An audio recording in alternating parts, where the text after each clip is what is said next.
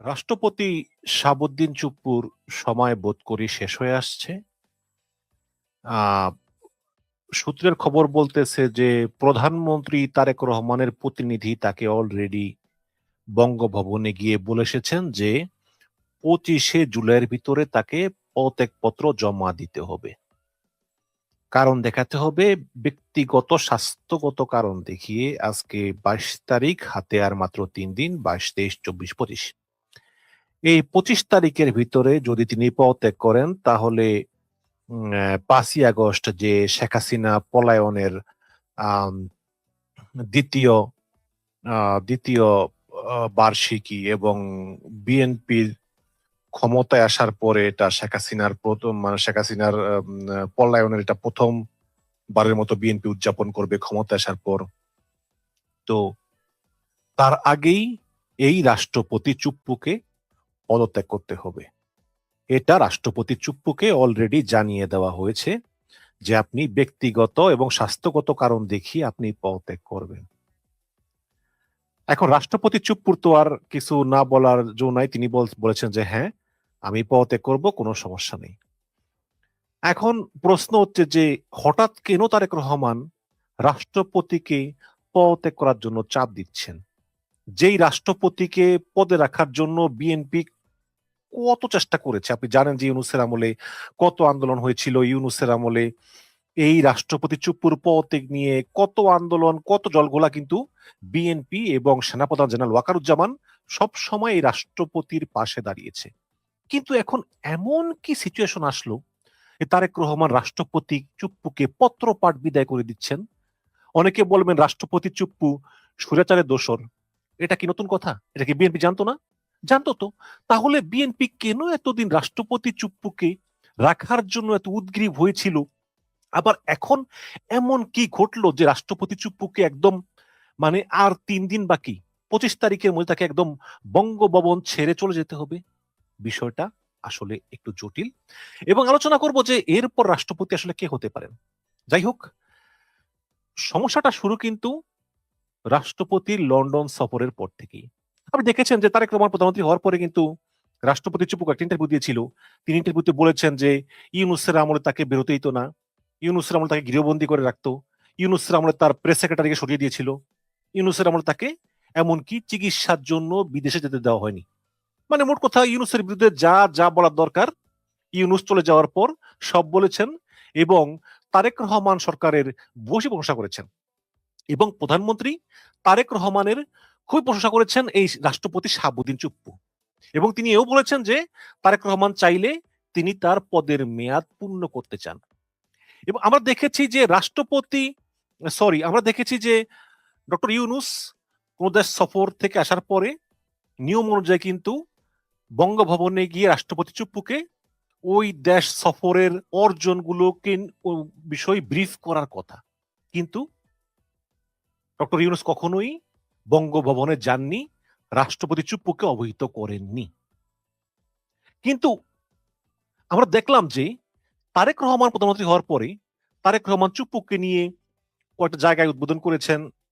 চুপ্পুকে তার প্রেস সেক্রেটারির পদ ফিরিয়ে দেওয়া, মানে যে প্রেস সেক্রেটারিগুলো তার জন্য কাজ করতো, প্রেস সেক্রেটারিরা, তাকে ফিরিয়ে দেওয়া হয়েছে। চুপ্পুর সঙ্গে তিনি রোজার ঈদের নামাজ একসঙ্গে পড়েছেন ঈদগায়, সম্পর্ক ভালো। তারপর চুপ্পুকে লন্ডন যাওয়ার অনুমতি দিলেন চিকিৎসার জন্য, এবং সমস্যা সেখান থেকেই শুরু। চুপ্পু লন্ডন গিয়েছেন চিকিৎসার জন্য, কিন্তু এই চিকিৎসার জন্য তিনি অন্য কোথাও ইচ্ছা করলেও তিনি যেতে পারতেন।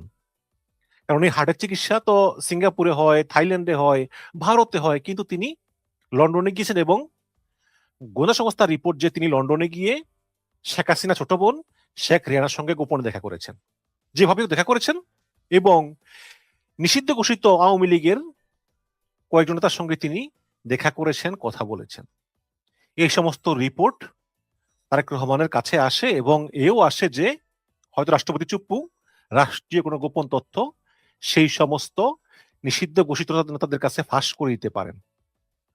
এবং এই খবর পাওয়ার পরই তারেক রহমান নড়ে চড়ে বসেন, এবং তিনি বুঝতে পারেন যে স্বৈরাচারের আমলে নিয়োগপ্রাপ্ত এসালমের চামচা, যিনি কিনা দুর্নীতিবাজ, যিনি কিনা বেগম জিয়াকে দুর্নীতির মামলায় ফাঁসিয়েছেন এবং যিনি কিনা এই ইসলামী ব্যাংক লুটপাটে এসালামকে সাহায্য করেছেন, সেই স্বৈরাচারের দোসর চুপ্পুকে রাষ্ট্রপতি পদে বসিয়ে রেখে আসলে আমি নির্বিঘ্ন হতে পারবো না। সরকার চালানোর সময় আমাকে প্রতি পদে পদে সতর্ক থাকতে হবে, কারণ এই চুপ্পু বিএনপির পক্ষ নেবে বা ইউনূসের পক্ষ নেবে বা জামাতের পক্ষ নেবে, এগুলো ভাবার কোনো কারণ নাই। কারণ দিন শেষে সে তার প্রভুরই গুণগান গাইবে, যে প্রভু তাকে নিয়োগ দিয়েছিল।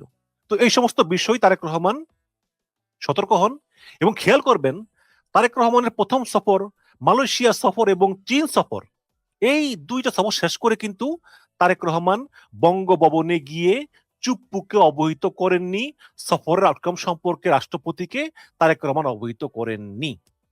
তাহলে ডক্টর ইউনূসও কিন্তু বিদেশ সফর শেষ করে এসে চুপ্পুকে অবহিত করতেন না, তারেক রহমানও শেষ পর্যন্ত সেই পথ অনুসরণ করলেন। তারেক রহমান আজকে মনে হয় 1 মাস হয়েছে তারেক রহমান ইয়ে করেছেন, মালয়েশিয়া চীন সফর থেকে আসছেন, তিনি একটা ভারও চুপ্পুর সঙ্গে গিয়ে দেখা করেননি। উপরন্তু এই যে কোরবানির ঈদে তারেক রহমানের পাশে চুপ্পুকে দাঁড়াতে দেওয়া হয়নি।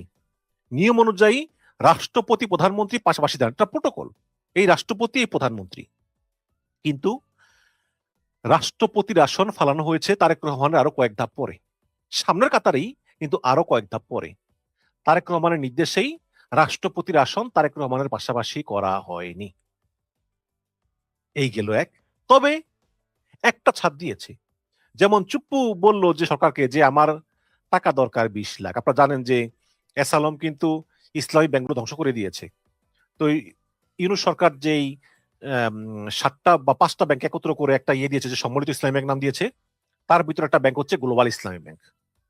তো এই গ্লোবাল ইসলামী ব্যাংক তো খুবই কষ্টে আছে, এদের টাকা নাই, পয়সা নাই, এসালম সব শেষ করে দিয়ে গেছে। এখন জনগণকে মানে অল্প অল্প করে টাকা দেয় আর কি, কাউরে বেশি টাকা দেয় না। কিন্তু চুপ্পু তা সে বলেছে যে আমার অ্যাকাউন্ট থেকে আমাকে টাকা দেন 30 লাখ, আমার চিকিৎসার দরকার আছে। তখন সরকার তাকে বিশেষ বিবেচনায় 20 লাখ টাকা দিয়েছে। যাক দিয়েছে, সেটা এটা ভালো করেছে, দিয়েছে তার চিকিৎসার জন্য দিয়েছে। এই তো এত কিছুর পরে সর্বশেষ জামাত ইসলাম এবং এনসিপি তারা তারেক রহমানকে বলেছে যে আপনার কাছে আমরা জানতে চাই মাননীয় প্রধানমন্ত্রী, যে এই চুপ্পুর ভিতরে এমন কি আছে যে আপনি তাকে মানে বাদ দিতে পারতেছেন না? আপনি কি বুঝতেছেন যে এই চুপ্পুর ভিতরে এমন কোন কোয়ালিটি নাই, এমন কোন গুণ নাই যে এই চুপ্পু আপনার কিছু দিবে? সে হচ্ছে স্বৈরাচারের দোসর। আপনি কেন তাকে এখনো পদে রাখছেন? এতদিন আপনি বলছেন যে যদি আমি রাষ্ট্রপতিকে তখন বাদ দেই, তখন নির্বাচনের সময় নতুন রাষ্ট্রপতি থাকবে। এখন তো আপনার সরকারের কয়েক মাস চলে গিয়েছে, ফেব্রুয়ারি, মার্চ, এপ্রিল, মে, জুন, জুলাই, আগস্ট, প্রায় 6 মাস চলে গিয়েছে। এখন যদি আপনি কোন রাষ্ট্রপতি নিয়োগ দেন, তাহলে সামনে নির্বাচনের সময়ও কিন্তু আপনার নিয়োগপ্রাপ্ত রাষ্ট্রপতি তো থাকবে, তাহলে তো আর ওই সমস্যা নাই। কিন্তু এই চুপ্পুকে আপনি রেখে আপনি ফ্যাসিবাদের একজন অন্যতম দোসরকে রাষ্ট্রের সর্বোচ্চ পদে বসিয়ে রাখতেছেন, এবং সামনে আবার জুলাই মাস। সুতরাং এটা এই জুলাইয়ের চেতনার সম্পূর্ণ পরিপন্থী। আপনার কাছে অনুরোধ, আপনি 5ই আগস্টের আগেই এই চুপ্পুকে সরিয়ে দিন। আমরা নতুন রাষ্ট্রপতি দেখতে চাই, সেই হাসিনা পলায়নের 2য় বর্ষপূর্তির আগেই। তো যেই কথা সেই কাজ। তারেক রহমান চিন্তা করলেন যে কথা তো ঠিকই আছে। তখন তিনি তার বাহককে দিয়ে পত্র পাঠালেন যে আপনাকে 25 তারিখের মধ্যেই স্বাস্থ্যগত কারণ দেখিয়ে পদত্যাগ করতে হবে, আর যদি পদত্যাগ না করেন তাহলে সংসদে আপনাকে ইমপিচমেন্ট করার মতো আমাদের 300 আসনে 300 ভোটিরা আছে, তাই না? বিএনপি জামাতেই তো সংসদে, আওয়ামী লীগ তো নাই। কাজে যদি বিএনপি চায় ওই জামাতের ভোটও পাবে, বিএনপির ভোটও পাবে, সবাই ভোট দিবে। কারণ চুপ্পু তো ফ্যাসিবাদের দোষর, তাকে তো পছন্দ করে না, তাই না? তো এটা চুপ্পু বুঝতে পেরেছেন, এবং বুঝতে পেরে চুপ্পু তার পদ থেকে সিদ্ধান্ত নিয়েছেন, এবং হয়তো বা তিনি 25 তারিখ পর্যন্ত ওয়েট করতেও পারেন, অথবা আগামী পরশুদিন বা আগামীকালকে তিনি পদত্যাগ পত্র জমা দিতে পারেন এবং জমা দেওয়ার পরে সরকার নতুন রাষ্ট্রপতির নিয়োগ প্রক্রিয়া শুরু করবে। তো এভাবেই আসলে মানে বাংলাদেশ সরকার থেকে ফ্যাসিবাদের শেষ চিহ্ন মুছে যাবে এই চুপ্পুর বিদায়ের মধ্য দিয়ে। এবং এটা অবশ্যই আমাদের জন্য অত্যন্ত আনন্দের একটা সংবাদ যে যাই হোক শেষ পর্যন্ত অনেক কাঠখড় পেরিয়ে, অনেক চড়াই উতরাই পেরিয়ে আমরা ফ্যাসিবাদের শেষ চিহ্নকে রাষ্ট্রযন্ত্রের উচ্চ পদ থেকে আমরা সরাতে পারতেছি। এটাই হচ্ছে আমাদের বড় প্রাপ্তি। এখন প্রশ্ন হচ্ছে যে নতুন রাষ্ট্রপতি কে হবেন? জুলকারনাইন সায়ের তিনি বলেছেন যে মন্ত্রী পরিষদ সচিব নাসিমুল গনি হবেন পরবর্তী রাষ্ট্রপতি। কিন্তু আমার কাছে বিষয়টা না মানে ঠিক মতো মনে হচ্ছে না। হয়তো তিনি কোনো মিস ইনফরমেশন পেয়েছেন। কারণ নাসিমুল গনি তিনি হচ্ছেন মন্ত্রী পরিষদ সচিব।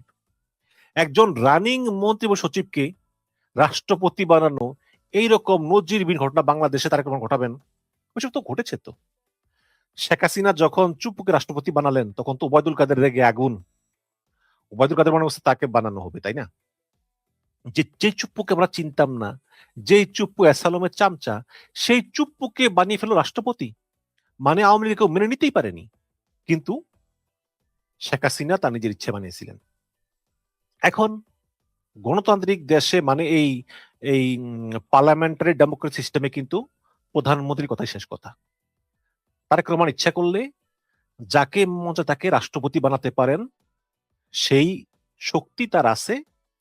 কিন্তু প্রশ্ন হচ্ছে যে তিনি রাষ্ট্রপতি কি এমন কাউকে বানাবেন যিনি কিনা পলিটিশিয়ান না? সাধারণত কোন দল ক্ষমতা থাকলে তা সবচেয়ে সিনিয়র যে পলিটিশিয়ান তাকেই বানায়। এটার একমাত্র ব্যতিক্রম ছিল এই রাষ্ট্রপতি চুপ্পু, শেখ হাসিনার নিয়োগপ্রাপ্ত। এখন সংবাদ হচ্ছে দুটো, একটা হচ্ছে যে মির্জা ফখরুল ইসলাম আলমগীর, তাকে বলা হয়েছে যে আপনি রাষ্ট্রপতি পদে বসেন, কারণ এক নম্বর হচ্ছে আপনি সিনিয়র রাজনীতিবিদ, দ্বিতীয় হচ্ছে আপনি নির্বাচনের সময় বলেছেন যে এই নির্বাচনই আপনার শেষ নির্বাচন, আপনি আর হতে চান না। আর ৩ নম্বর হচ্ছে যে রাষ্ট্রপতি পদে আপনার চেয়ে যোগ্য আর কেউ নাই। আপনার স্বাস্থ্যগত কারণ, স্বাস্থ্য ভালো না তেমন একটা, আপনি পার্লামেন্টে আসবেন, ডিবেট করবার কোনো দরকার নাই। তার চেয়ে আপনি রাষ্ট্রপতি পদে আসীন হন, আসীন হলে আমাদের জন্য এটা ভালো হয়। কারণ তারেক রহমানরা বর্তমানে আপনি বিএনপির জন্য অনেক করেছেন, কোনো সন্দেহ নাই তিনি করেছেন, একাধিকবার জেল কেটেছেন, এবং মির্জা ফখরুলের মধ্যে কিনা তা খুব কম পাওয়া যাবে। এখন মির্জা ফখরুল এখনো এ ব্যাপারে পুরোপুরি আশ্বাস দেননি। তিনি বলেছেন তিনি ভেবে জানাবেন। যদি সেটা না হয় তাহলে হয়তো স্পিকারের পদ থেকে মেজর হাফিজউদ্দিন আহমেদ বীর বিক্রমকে সরিয়ে দেওয়া হতে পারে এবং সরিয়ে দিয়ে তাকে রাষ্ট্রপতি পদে নিয়োগ দেওয়া হতে পারে। সেক্ষেত্রে আরেকজন স্পিকার পদে আরেকজনকে নিয়োগ দেওয়া হতে পারে। এই হচ্ছে গিয়ে বিষয়। তবে এখনো কোনো কিছুই ক্লিয়ার না। আপনারা অনেক গুজব শুনবেন, অমুকে রাষ্ট্রপতি হচ্ছে, অমুকে রাষ্ট্রপতি সংযোগের মাধ্যমে অনেক মানে গুজব টুজব শুনবেন, কিন্তু বড় কথা হচ্ছে তারেক রহমান রাষ্ট্রপতি পদে সিনিয়র রাজনীতিবিদ ছাড়া কাউকে করবেন না। নাসিমুল গণিত প্রশ্নই আসে না। হয়তো এমন হতে পারে খন্দকার মোশাররফ হোসেন বা ডক্টর মঈন খান, এমন সিনিয়র কাউকে তিনি রাষ্ট্রপতি পদে বিবেচনা করবেন বলেই শোনা যাচ্ছে। বাট এখনো ক্লিয়ার না। কিন্তু অনেকেই অনেক কথা অনেককে দিয়ে বলাচ্ছে। যেমন আমি এমনও শুনেছি যে অনেক নেতা মোটামুটি সিনিয়র, বেশি সিনিয়র না, তিনি প্রবাসী অমুক সাংবাদিককে বলতেছেন যেটা আওয়াজ উড়িয়ে দেয় যে তারেক রহমান অমুককে রাষ্ট্রপতি বানাবে। তো মাঝে মধ্যে আবার ওই আওয়াজ এই তারেক রহমানের কাছে কানে যায়, তারেক রহমান আবার বলে যে সে দেখেন মানে আমাকে আপনি রাষ্ট্রপতি বানাবেন শুনে কি একটা মানে সোশ্যাল মিডিয়াতে একটা কি একটা আলোড়ন উঠে গিয়েছে। তারপর তখন চিন্তা করবো তারেক রহমান যে আচ্ছা তাই তো, তাহলে তো ওরই বানিয়ে দিতে হয়, এরকম আর কি। এরকম অনেক সাংবাদিকদেরকে অনেকে ফোন করে বলে যে আমার নামটা আওয়াজ উঠাও যে আমি রাষ্ট্রপতি হচ্ছি। বিষয়টা তা না। কে রাষ্ট্রপতি হবেন কে রাষ্ট্রপতি হবেন না সেটা একমাত্র জানে তারেক রহমান, আর কেউ না। সুতরাং তারেক রহমান একজন যোগ্য রাষ্ট্রপতি নিয়োগ করবেন, সেটা হতে পারে মির্জা ফখরুল ইসলাম।